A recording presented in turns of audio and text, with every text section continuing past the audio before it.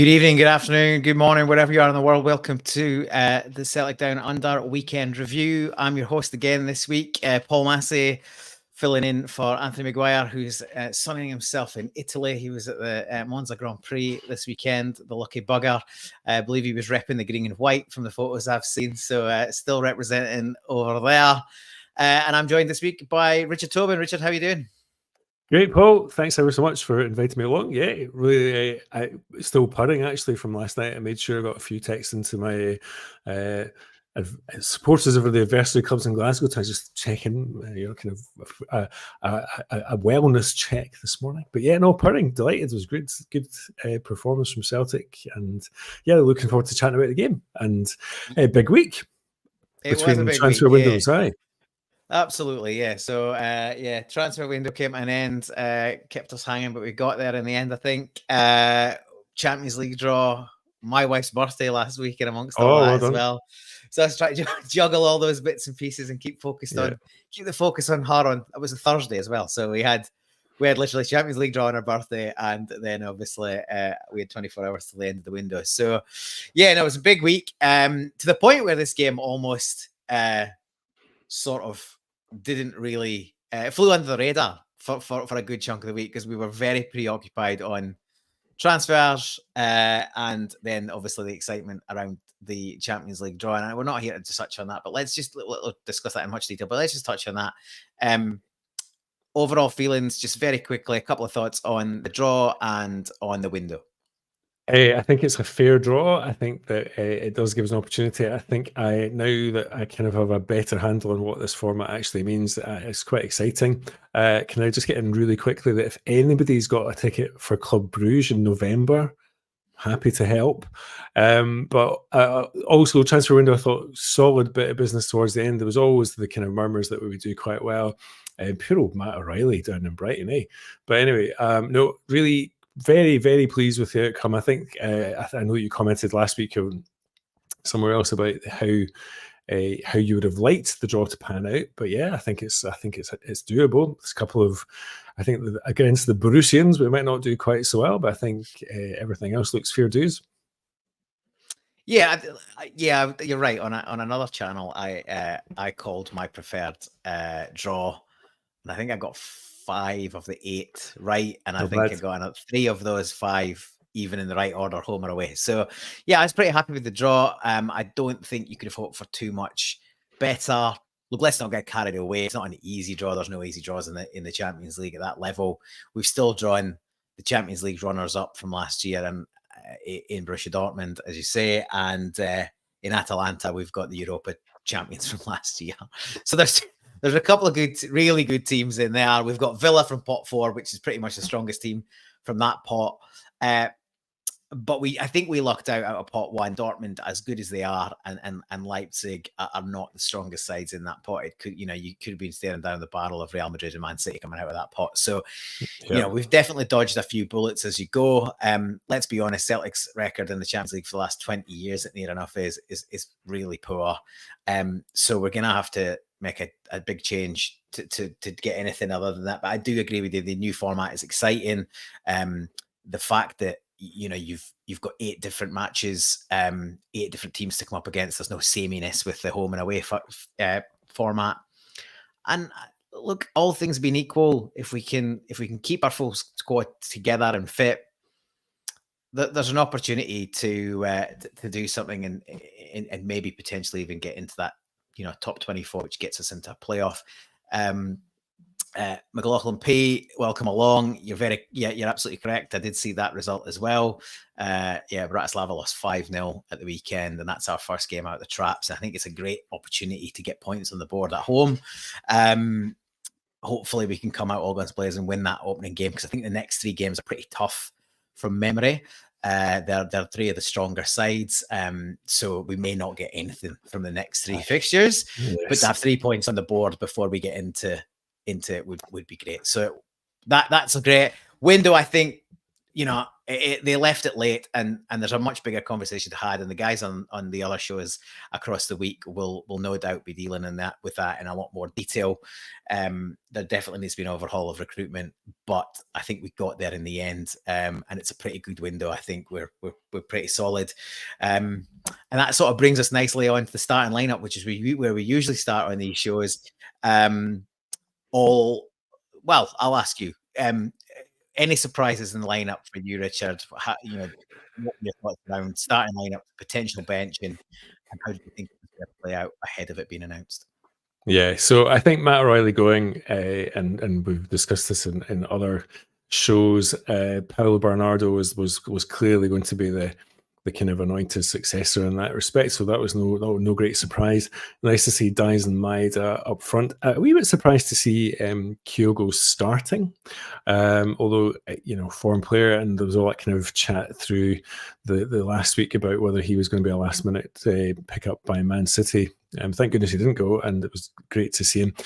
I have to say, I usually get quite anxious, and we spoke about how it almost kind of got lost in the sea of the week of Champions League draws and transfers and so on. I've never approached a Glasgow Derby with as much confidence. I've really felt if we had even a half decent lineup out there, we had more than enough quality to beat Rangers. So in terms of the other kind of vague surprise, I wasn't sure whether or not they were going to get the new signings in and early. Engels got a run, obviously, but no surprises really, other than perhaps Kyogo as a starter. Yeah, well, it's funny you say that, because I assume you're alluding to the fact that he had the shoulder injury and he's only played a little bit, and obviously he'd have started the week before. It's a fair comment. I personally thought, given he had some minutes under his belt and he then had a full week of training, and Anida, let's be honest, he looked rusty in the minutes he had. So I just thought if he was in any way fit to start, which he clearly was, then he was an absolute stick on to start, because his record in the fixture is so good. And once again, he was pivotal in the game turning in our favor, and we'll get into the details in a bit. So I guess I was just going to say, like, the lineup I wanted was exactly as it came out. I didn't think there was any need to rock the boat with, great that we got, four players in that can battle for a starting place, but no need to throw them straight into the starting lineup. The team's been purring. Obviously, Bernardo filled in for O'Reilly last week, and he did enough in that fixture to suggest to me that he deserved his starting spot again. And we'll get into that, but he obviously more than proved good enough on the day. And yeah, nice to see the bench kind of loaded with those signings. So there's obviously the point of them coming in was to develop genuine competition for first team places, and I think that now does that. All four of those guys should be competing for a jersey. And the interesting thing about that, I thought, was that the guys who were under the most pressure really stepped it up and played. Yeah. They put in really good performances. You look at Liam Scales with Trusty breathing down his neck. You look at Greg Taylor with Valley coming in, and Paulo Bernardo, who's got the shirt, but we've just spent 11 million on a guy who'll be looking for his jersey. And every single one of them raised a game and had an absolute stormer, particularly in that first half. So it just shows you that just even adding the quality to the squad without it even stepping over the whitewash is going to raise the overall quality of the first team in the starting lineup. So I was really pleased just generally with the whole squad. If I look at at Rangers, I'm not paying a lot of attention to them really, but as much as I know, I wasn't too surprised about their lineup. Was there anything from their lineup that you sort of jumped out at you, or that you sort of thought was of interest prior to kickoff? Yeah, I'm always interested in Rangers' central defence, because it has been their weak link for a long period of time. I have to say that Czerny looks the player.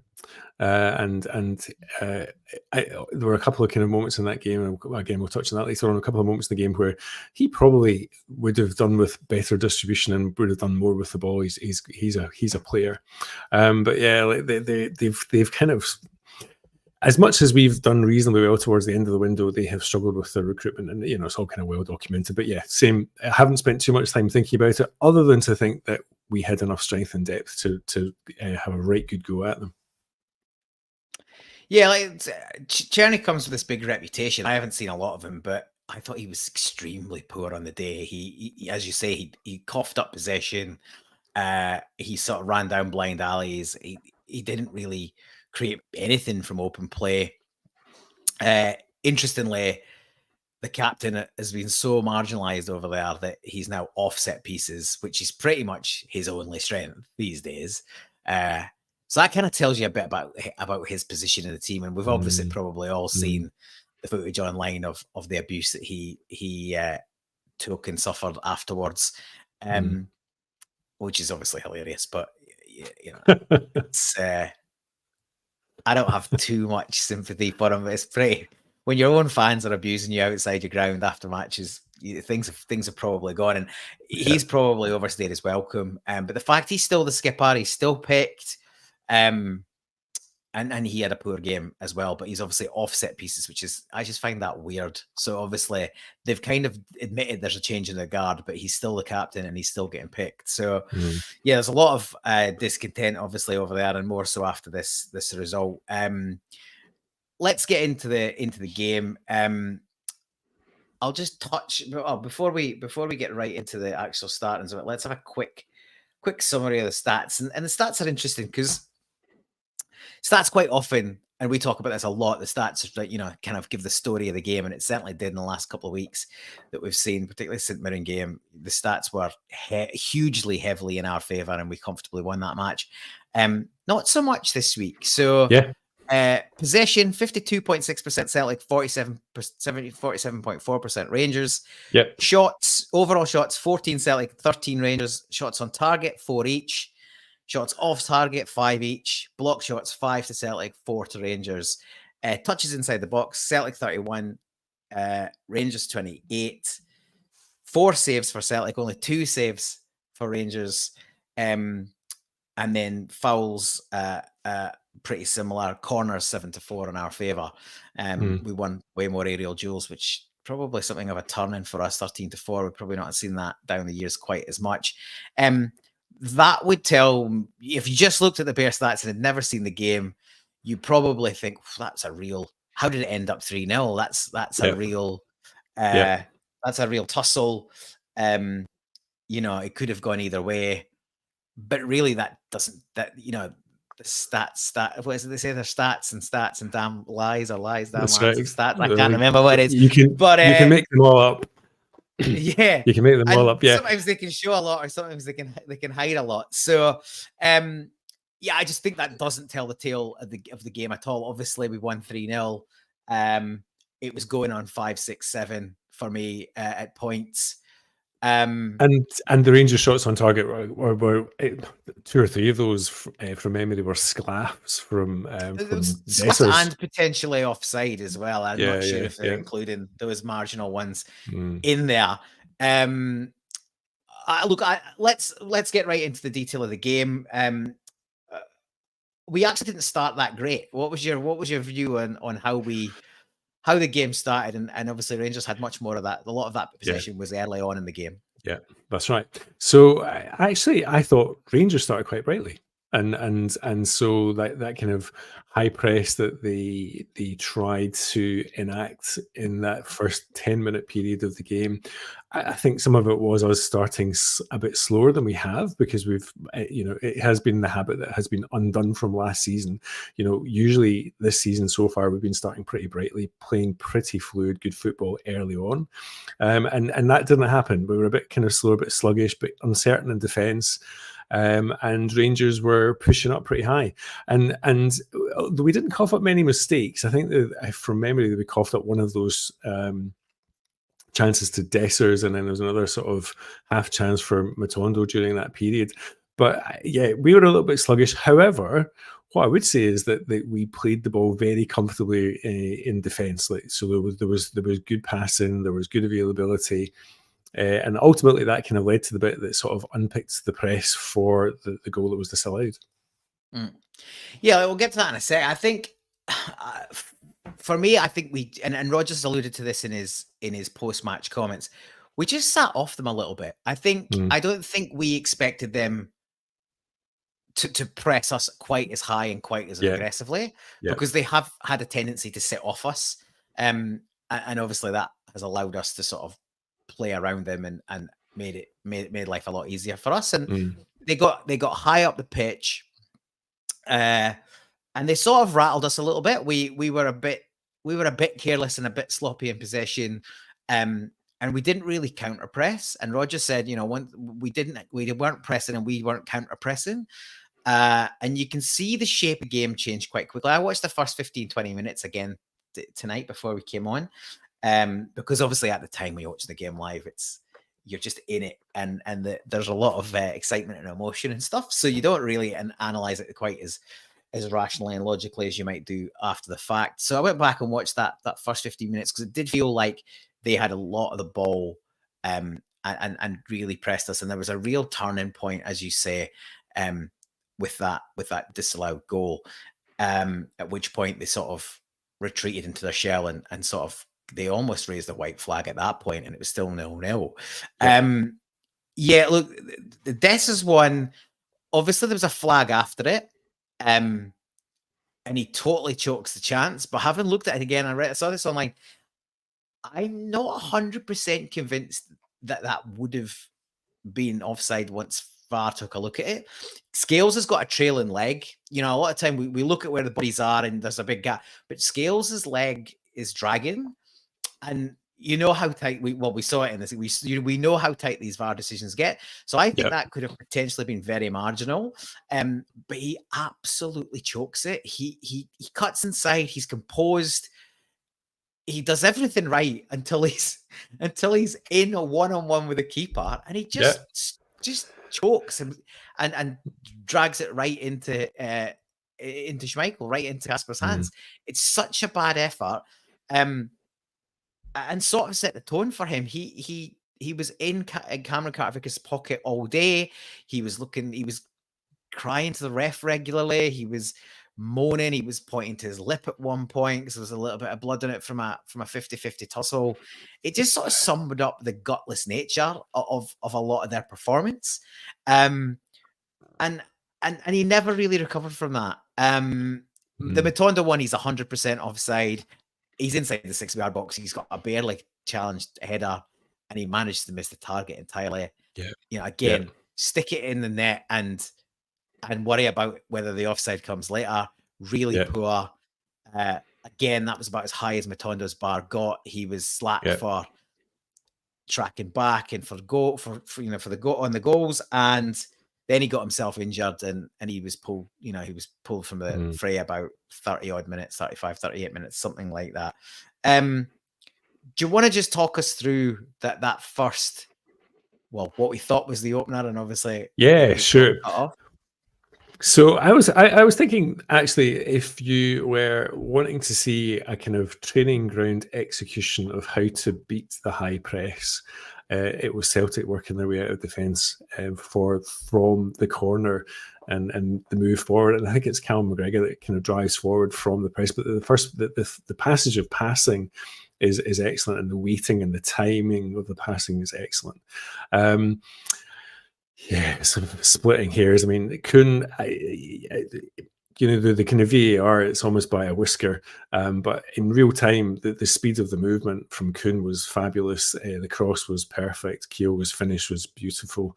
The very, very unfortunate not to have actually picked up there and then. And probably in olden days, the flag would have stayed down and VAR would never got involved. But there we go. But the momentum shift, and you've alluded to this already, the momentum shift at that point was enormous. It went from Rangers almost high press to, being on top of Celtic, really making it difficult to get out, to almost throwing in the towel.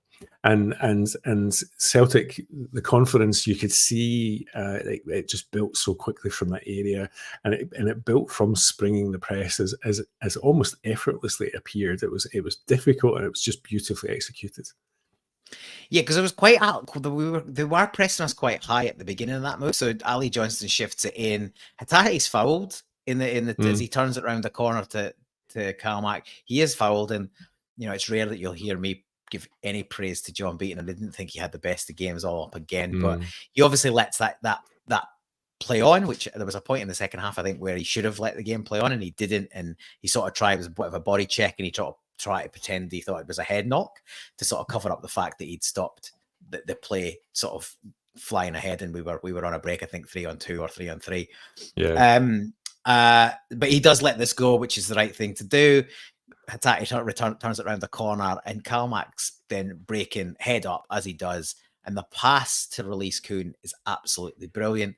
And yeah, I think everyone who, even when you watched it back, and I watched the highlights, I think it must have been on BBC Scotland, because it was different commentary from, wasn't Celtic TV, which I watched, it wasn't Sky. And whoever there was an Englishman on co-commentary who I didn't recognize his voice, but he was he was basically astounded that VAR had chopped that off, and was convinced before VAR came up that would be allowed. And I think we sort of, when it full pace, I thought Kuhn's away here. He could be offside. Then on the replay, and they slow it down without the lines, I think he's probably on. Should be fine. Then you roll forward to Kyogo, and you go, well, that ball's flat or even behind, so he definitely can't be offside there. And you're right, brilliant, absolutely inch perfect cross from Kuhn, and a textbook finish from Kyogo. And you think, look, we're probably one up. And yeah, they've on a whisker. Andrew Dallas with his lines has managed to find a way to chop it off. It's a rubbish angle as well. There's a lot being talked about online, and the angle is sort of, I think that camera is from the 18-yard line, and obviously the line is much higher up than that. I just think it's we must be able to do better than that. I think it's pretty poor.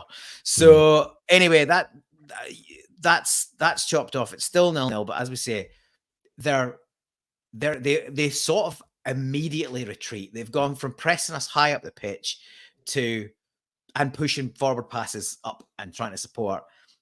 Very soon, like literally the next time they've got the ball, I think Conor Barron gets it inside our half. He looks forward, and then he immediately spins and he plays the ball back. And that just sort of set the tone for where they went from there, which was backwards. And Peter Grant picked up on Celtic TV. He said they've immediately retreated, and he's right.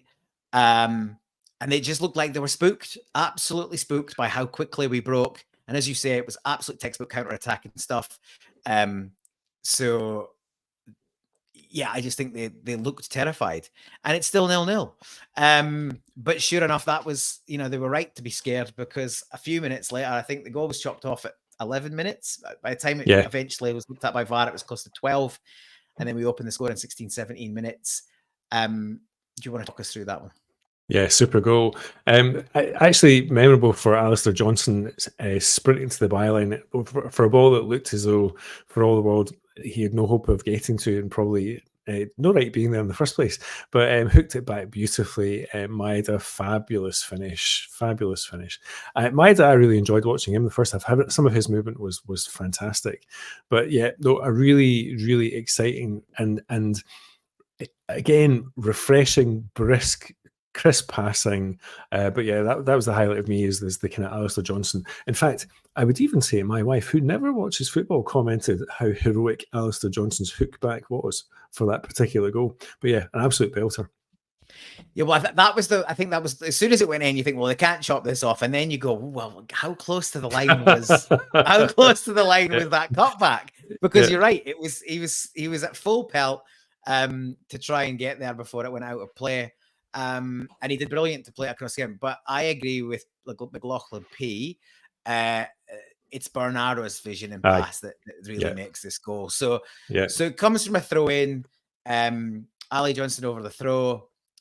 He's looking for some movement. Kuhn's got some movement in behind. Bernardo eventually comes and he knocks it off short. He goes back to Ali Johnson.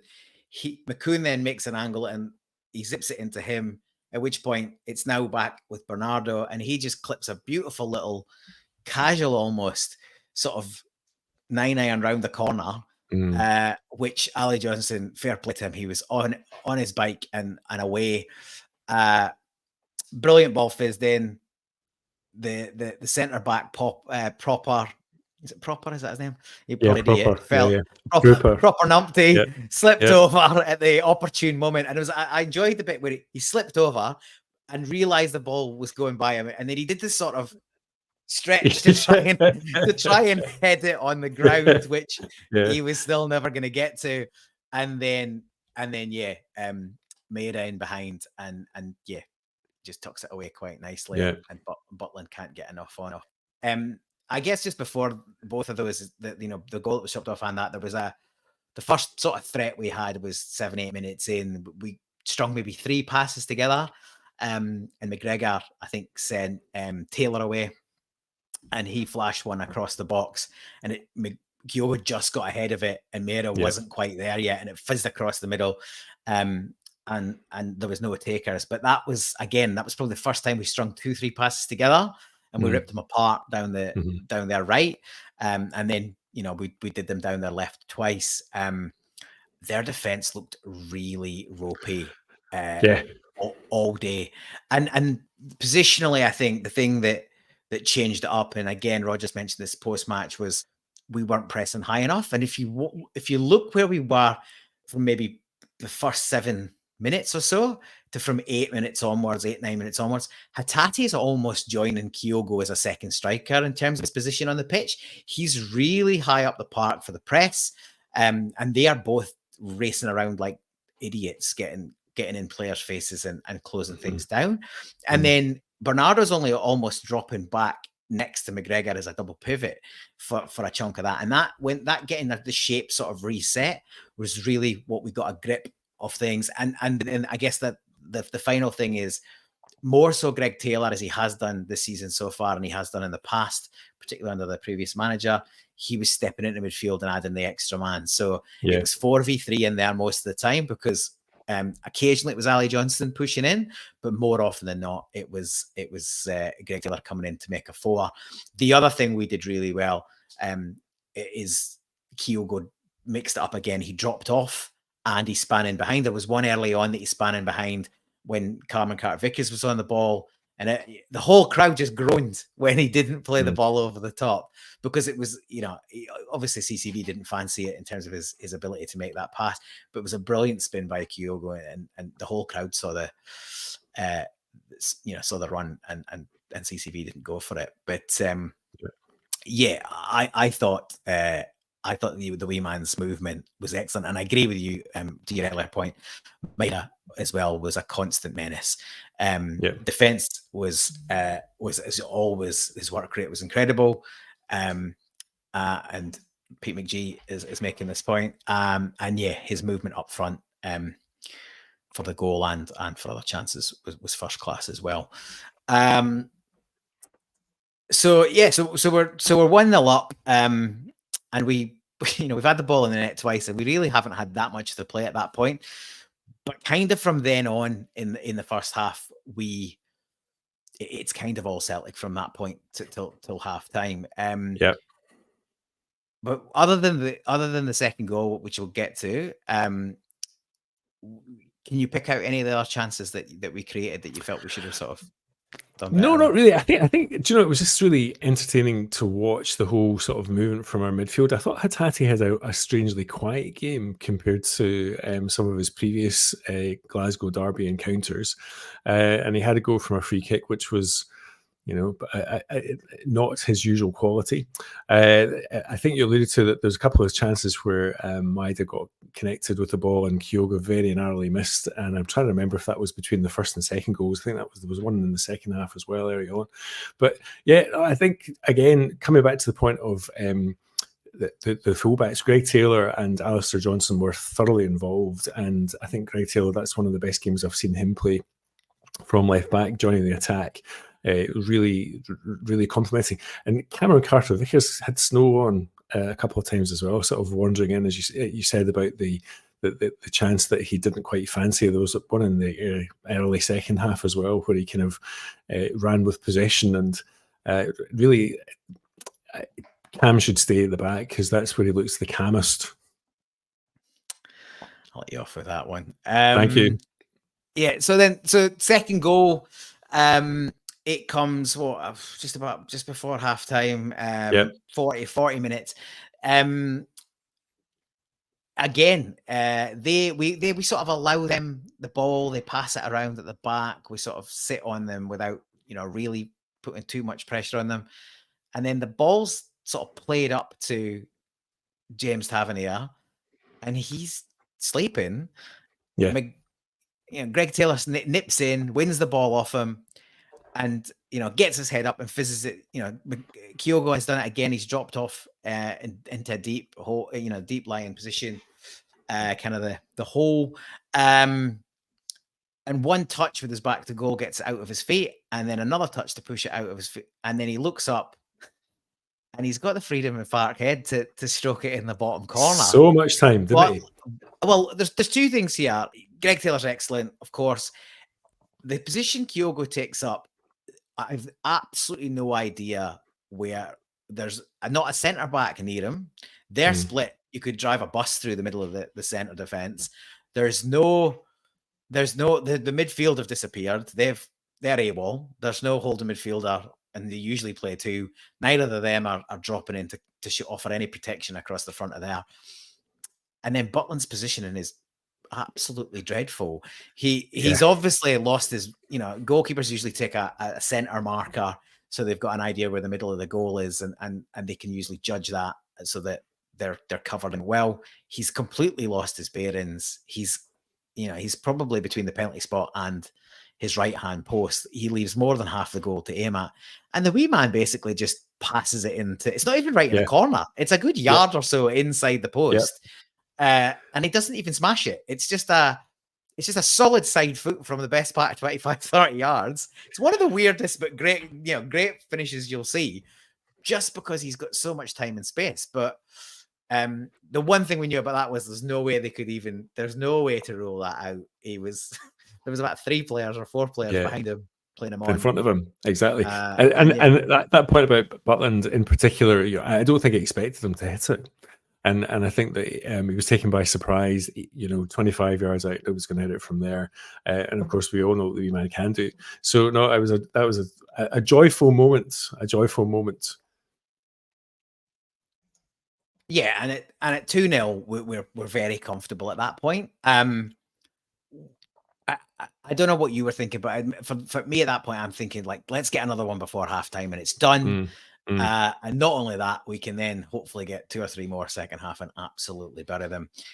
We had our chances. I think we had 2 gilt-edged chances after that.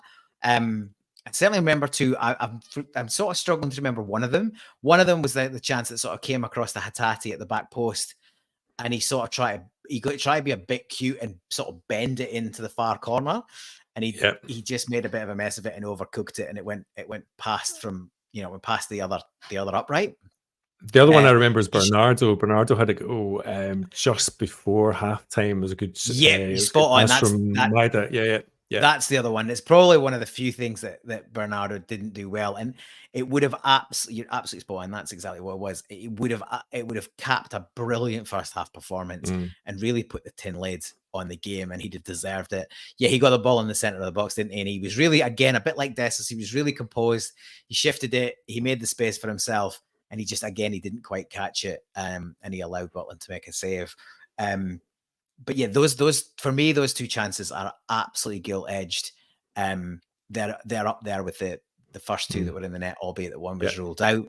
And either of those go in, and the game's done at that point. I don't know about you, I'm probably pretty confident at halftime that it's not going to go away from us, although we have had taken 2 goal leads in games against them and allowed them to come back into it. But it really didn't seem that was going to be the case. Yeah, I think the concentration was really excellent. And I had the opportunity to watch it on Sky, and it was really nice to see big Chris Boyd at halftime on Sky in the pundit chat, because for all that we were completely in control, Celtic completely in control. And interesting, his take, and it was very short. He said, "What's the halftime chat going to be in the Rangers dressing room? Good luck." The chasm was huge, even at that particular stage. So, no, very confident. In fact, the other thing about it is that, and again, I mentioned this at the very beginning, the difference this season is that we seem to keep going. and we start well, although we started a little bit slowly. But I don't think we started that badly. But we've been starting most games really, really well, and we maintain the momentum. And yeah, a really very, very accomplished first half performance. I think, like, putting, it was just really a joy to watch, and really accurate, quick football. We looked great. So halftime, I think the chat was very much more of the same. Keep a bit more pressure on them. I think Rangers are probably looking at it and going, right, well, our high press actually worked a little bit at the start of the first half. Maybe we should try that again. What did you take of the first few minutes of the second half, Paul? Well, yeah, you sort of expect them to come out and they've got to have a go, because they're 2-0 down, and they're very close to slipping out of the game entirely. Next goal crucial, and so they come out with a bit of intent, and yeah, we start probably a little bit better than we did in the first half, but the first chances of the half is still theirs. I think it was about 2 minutes in, Dessers finds himself on the sort of edge of our box, and again gets himself free in the inside right channel. He's a bit further out than the chance in the first half that he might have been offside for. But again, he just chokes it. He sort of strangles it down. It just trundles across the ground. There's no conviction. There's no real quality. This is a guy who's gone from being, let's remember that he's a guy who's gone from being an absolute donkey that needed to be out of the club to the second coming messiah after 2 goals at a half-empty Hampden against Ross County. And let's be honest, they'll cling to anything. Connor Barron is borderline Beckenbauer as far as half of them are concerned. They'll big up anyone in that shows an ounce of semi-quality, because they're so bereft of it. And they're just desperate for somebody to be any good for them. And Cyril wants more love. Yeah, Cyril wants more love. If you ever hear him in interviews, you can't understand why he doesn't get more love. But it's exactly, for all that Celtic were clinical, those he had 2 gilt-edged opportunities, and that second one was a gilt-edged opportunity. I actually thought he created space pretty well in our central defence, given that Cam had bossed him most of the game, but created space well, and yeah, just bottled it. It's simple as that. Sclaff and was going nowhere. I think from there, Celtic kind of pushed on again, and we looked as if we were kind of fairly dangerous. Dyson Maeda, I think, if I recall correctly, had a header just a few minutes after that, with a decent chance, and it kind of settled. The game settled into kind of more. It was definitely a slower rhythm for that. My recollection of the first kind of 10-15 minutes of that second half was, but we were controlling the game, and very comfortably controlling the game. Yeah, I agree with you. And there's a bit of chat in the comments, so let's bring this up. So Mahesh makes a comment: second half, more of an arm wrestle, and that Rangers won. Second half XG shot some momentum. Strangelove the Doctor makes the point that I'm about to say: as the game state had changed, do you ever consider this? I'm sure he does, but it's absolutely a valid point, because we're 2-0 up and we're effectively home and hosed. If we keep a clean sheet, the game is done. And I feel very much that we managed the game in the second half. They had a little sort of, they came out again, couple of minutes, had one shot. After that, it settled into a bit more of a sort of midfield tussle. We didn't really overcommit. They never really had a go until it was really too late. They didn't really have a crack until it was already 3-0 and the game was done. The majority of the XG that Mahesh is talking about in the second half all came in the last 5-10 minutes.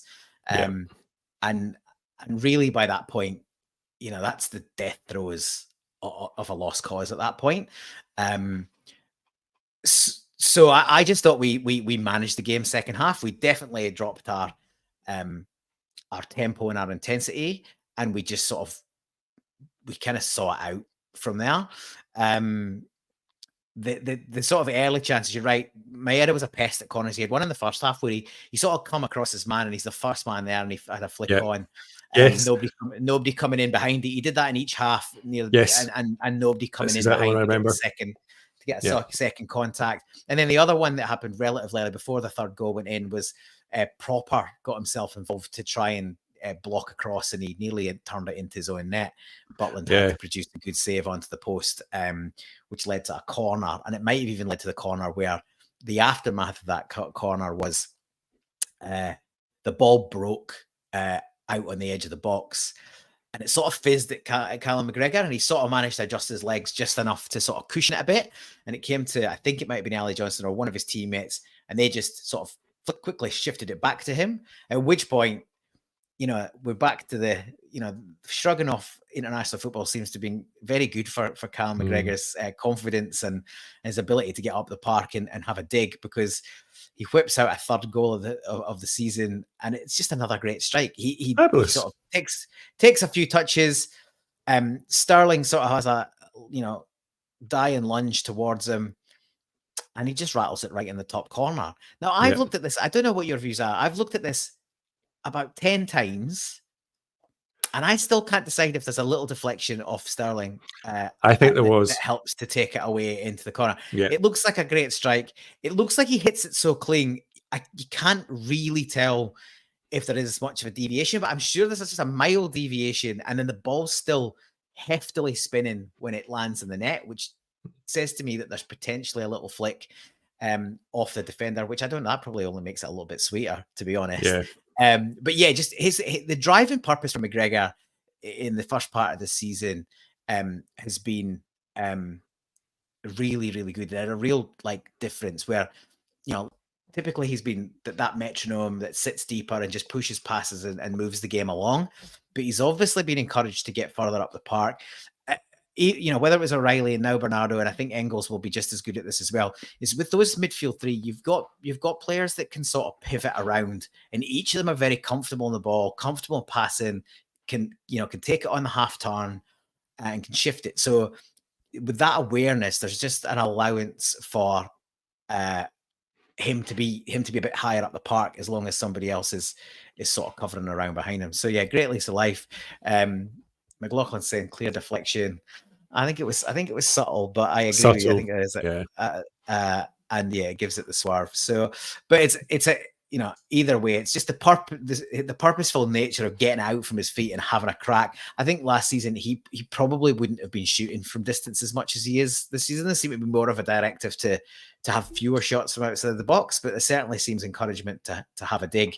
And it was another cracker. Completely agree. He always had goals in his locker, and he was always potentially someone who could pop up. Usually he was inside the 18-yard box, and that's basically every time I see Callum McGregor and I come in from that kind of position, I think he's going to hit it. And he's had 3 great goals already this season, almost kind of carbon copies of each other. But I think subtle deflection for this one, but he's still getting it. Absolutely. Mahesh is wanting to have a comment about the last 10 minutes, which is fair enough. Valid in a game that tight. My point is, I guess, that 1, Rangers aren't Lazio, and 2, they're not turning a 3-0. I doubt we'd have dropped 3 goals to Lazio as well, but there you go. We did slack. And look, we've had a really good start to the season, but it's not been perfect. We were a bit sloppy with parts of our play in that match. But for me, we're not in the Champions League yet. We've got new players that have barely played. We're 4 games into a new season, 5 if you include the cup game.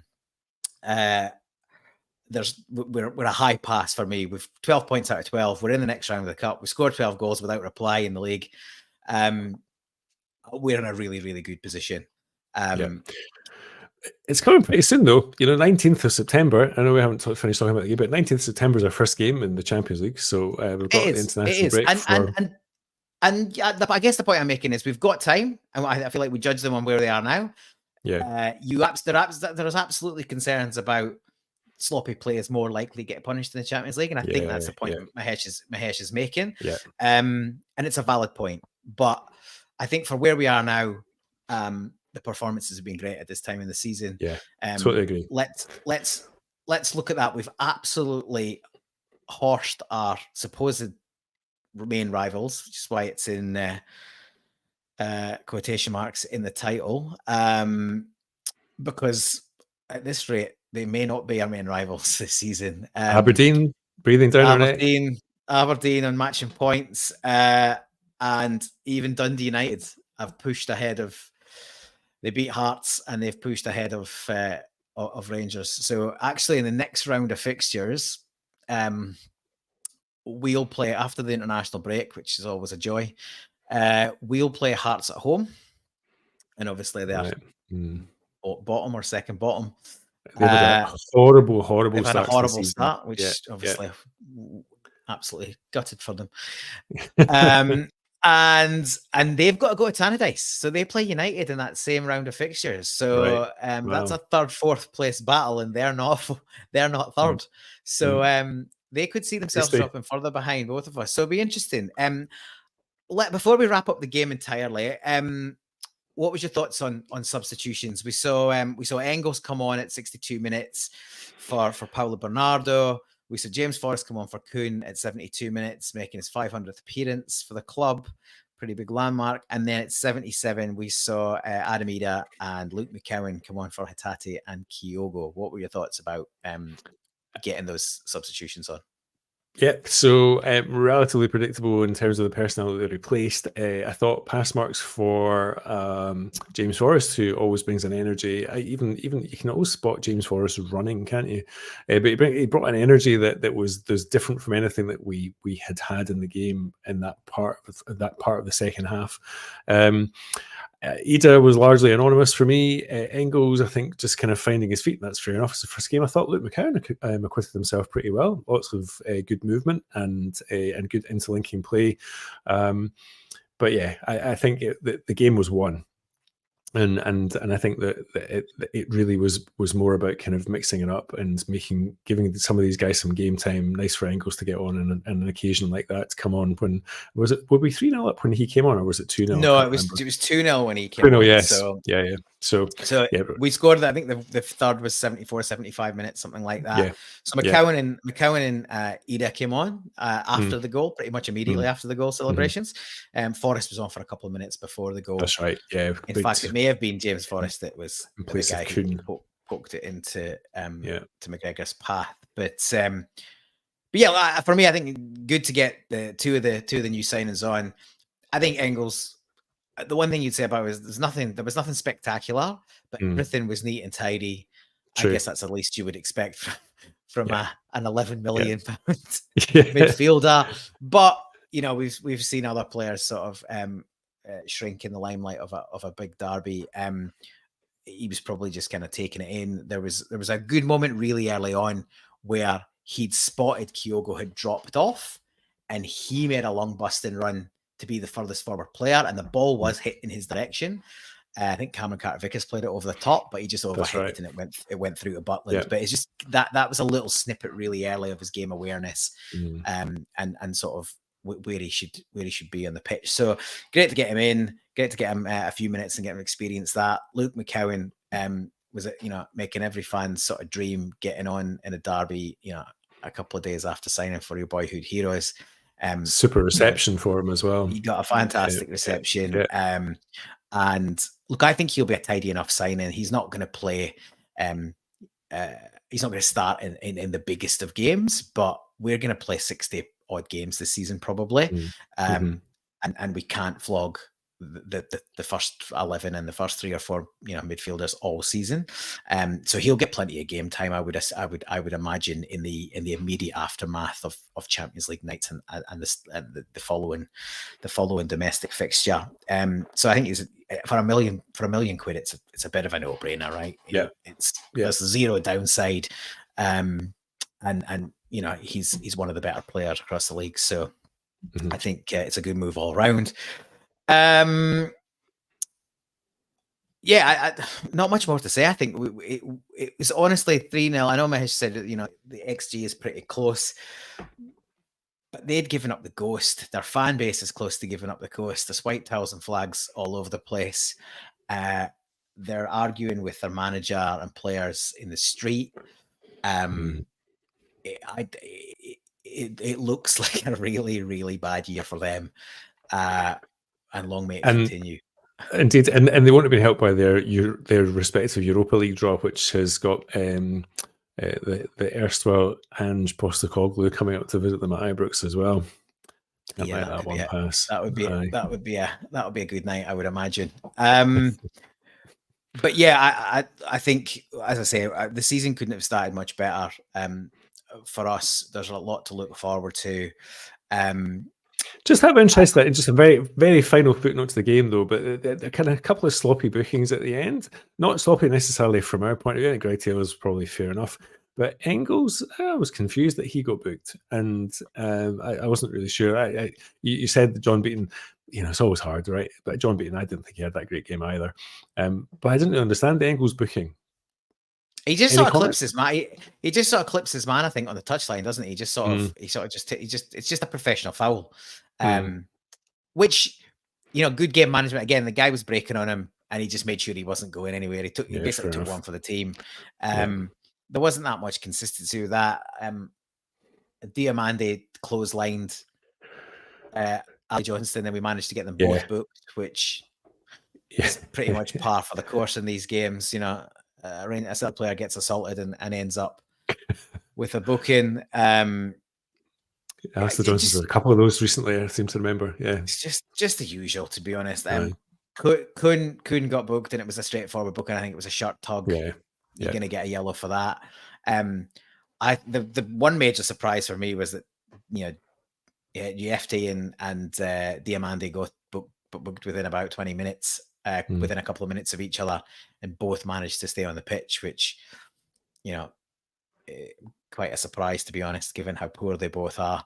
And Sterling was booked at sort of 37 minutes, and he's a bit of a thug. You kind of surprised that he didn't get, but I'll be honest, they never really laid a glove on us. So if you can't get close enough to kick him, then you're going to struggle to get another booking. So I think we were that. I think there's the main differences were the intensity, the attitude. I really felt like their heads went down at 0-0 when we scored a goal that got chopped off, and that just tells you the mentality that's there in that, or isn't there in that squad. Post match, Clement was making some weird comments about a young team. The average age of Rangers was 26. The average age of Celtic was 27.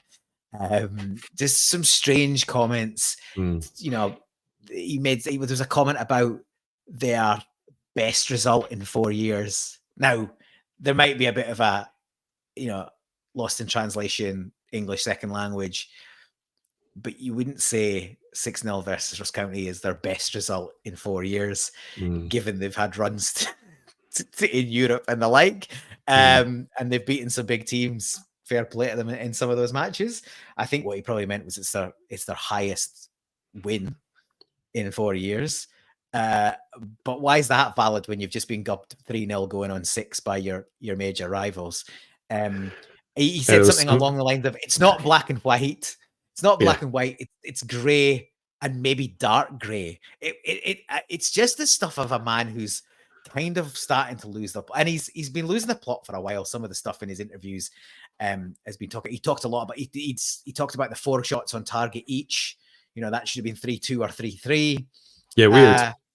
He's just looking like a man on the brink. And in other seasons, he'd be out of a job in the next month or so. But they've just extended his contract. We know there's zero money. He's just turned over a good chunk of the squad. Unless their fans really ramp up the kind of behavior that we saw a bit of post-match yesterday, then he's going to be around, because they can't really afford to get rid of him. And then if the fan base forces them into getting rid of him, then that's more money down the drain. And a pretty good chance that whoever the new manager is, he's not going to fancy some of these players. Because why would you? They look fucking dreadful. But as far as if you're a Celtic fan, and we all are, we don't want him to go anywhere, because every time they change their manager, there's always a chance they could drop on, right? Let's be honest. I'm not sure how much of a master plan there was with us and getting Ange Postecoglou. We dropped on to an absolute gem, and there's always a chance that you can drop on to a gem, albeit that they're not going to attract very many people with players and managers getting sworn at in the street after a defeat. We've gone on about this a long time. We've wallowed in the joy of it. We should probably kind of park it there. We're gonna finish off like we always do on the game with man of the match or player of the match. Richard, do you want to start with this one? We're either going to be unanimous or we're going to be tied. Here we are. I'll say that mine's right. Really? Yeah, that's it. That's fine. I'll give you that. But this is actually really hard, and so much so that I kind of went to look at some other kind of places what they thought was man of the match or who they thought was man of the match. Do you know what? For his first half performance, Dyson Maeda for me. Maeda for you. We've got you've got some support there for Strangelove the Doctor. We've got McLaughlin P going Scales, and that's a really good shout. Yeah. Mainly because it would be remiss of me not to acknowledge how good a performance Liam Scales had yesterday. Yeah. Anyone who listens to this show regularly or watches this show regularly will know that I've not been Scales' biggest fan. A grafter, absolutely puts everything in, and he's solid. I just feel like we probably need something technically better back there, but he had as good a game as you would expect anyone to play. He was, under that early pressure, it was him that was getting his head on stuff. It was him that was blocking. His distribution was probably better than Cameron Carter-Vickers. So I will join the ranks of lots of other people on social media saying, well done, Liam Scales. Fantastic game. For me, in the mix for man of the match with Maeda, Kyogo, Callum McGregor, who I think got it in the ground. But I am with who's the snitch? Paulo Bernardo is my man of the match. I thought he was unlucky to get pulled at 62 minutes. I think if we didn't have an £11 million man on the bench awaiting his debut, he would have probably played a bit longer. But when the game was there in the balance to be won, he was absolutely everywhere. The biggest compliment I can pay Paulo Bernardo is we didn't miss Matt O'Reilly in that first half. And the fact that they look similar, they got a similar gait. It could have been Matt. He was everywhere. His work rate was fantastic. His defensive play and breaking up play and winning the ball back was brilliant. His ability on the ball was class. His pass to get the first goal away is really, really good. And he just epitomized everything that was good about the Celtic midfield in the first half. He gave Hatate the room to play. He supported McGregor and was energy and was everywhere. I think he was absolutely fantastic. The fact we've got him for £3.5 million is an absolute steal. And look, Engels is going to have to play his way in. The shirt's Paulo Bernardo is as far as I'm concerned for now. Yes. And when the game was really like in the balance, once again in the derby, Paulo Bernardo stepped up. He did it in the cup final. He's done it in the other league games last season. I thought he was absolutely class. And yeah, he got an early rest after an hour, but an hour of performance at that level. Yeah, I'm happy to say he's the man of the match. Totally good. Plenty of good candidates as well. But yeah, I thought after that impassioned soliloquy on Bernardo, I'll give you that. What I was going to say, it is interesting seeing the comments though that there are kind of there's a spread of and I actually think that reflects how good a performance it was from Celtic overall. So yeah, who's the snitch bigging me up? Thank you, much appreciated, and thanks to everyone in the comments. Once again, load of you watching live, and I love it when you get involved. Sorry, I haven't put as many comments up as maybe Anthony would. I'm still getting to grips with the hosting and doing more than one thing at once, and I'm maybe not a quintessential bloke in everything I do, but I struggle to do more than one thing at once, which is a bit stereotypical. Mahesh, you're right. Scales and Taylor barely lost the ball.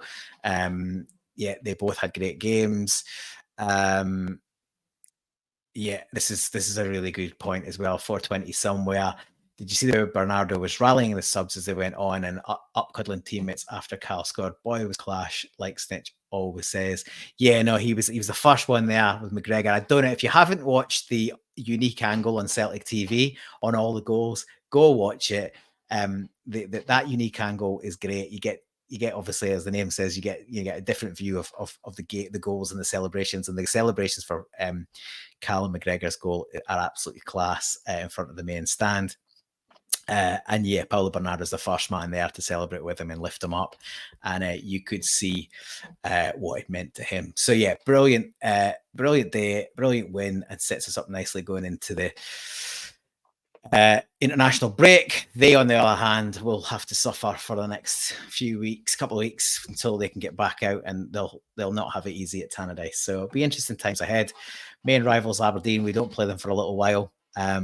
But I think it's towards the back end of October before we play Aberdeen, and we play them at home. So we'll see how that goes. Plenty more twists and turns. We'll finish off as we always do. We've just tipped over the hour, so we've done well with all the content we had to cover.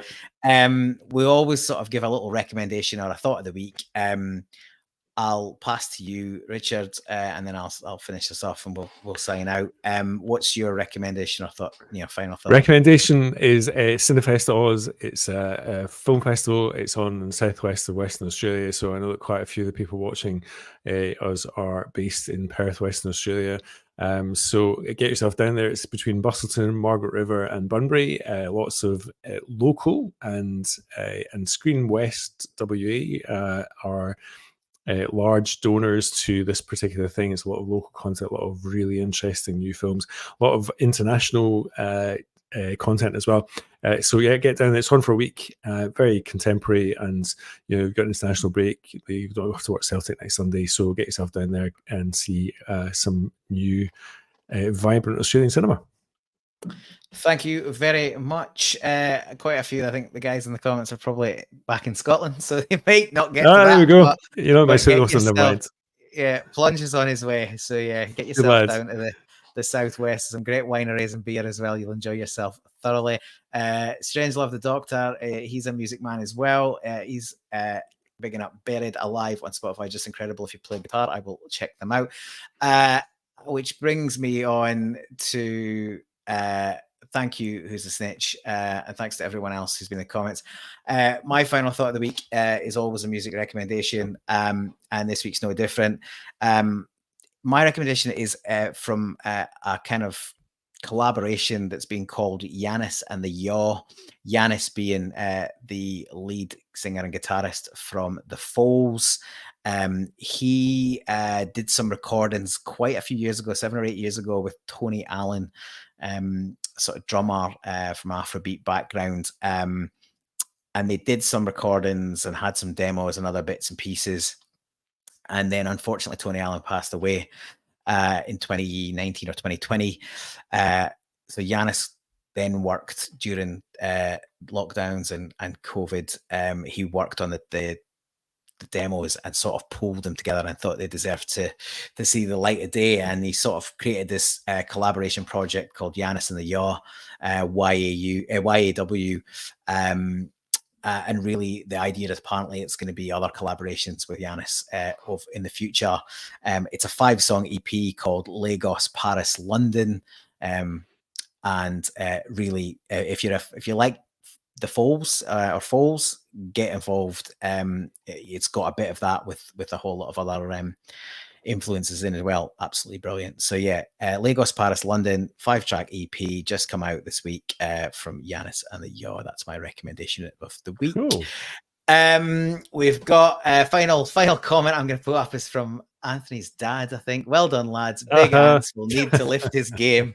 Well, he's only going to be lifting beers and wine as far as I can gather at the moment. So maybe some pizza. So he'll be enjoying himself. But yeah, I think by the time we come back from international break, he'll be back in the hot seat and I can go back to just chipping in with commentary here and there. But been a pleasure to host you for the last couple of weeks. We've had 2 great results. And it's been a great time to be a Celtic fan, really all round. So thanks, Richard, for your contribution this week. Thanks to everyone in the comments. We will take the international break as well, as there's no Celtic games to review. We will have a little hiatus, but we will be back after, I think, the Hearts game, and we'll be covering that. So, yeah, take it easy, enjoy it. All that's left to be said is hail, hail. Hail, hail.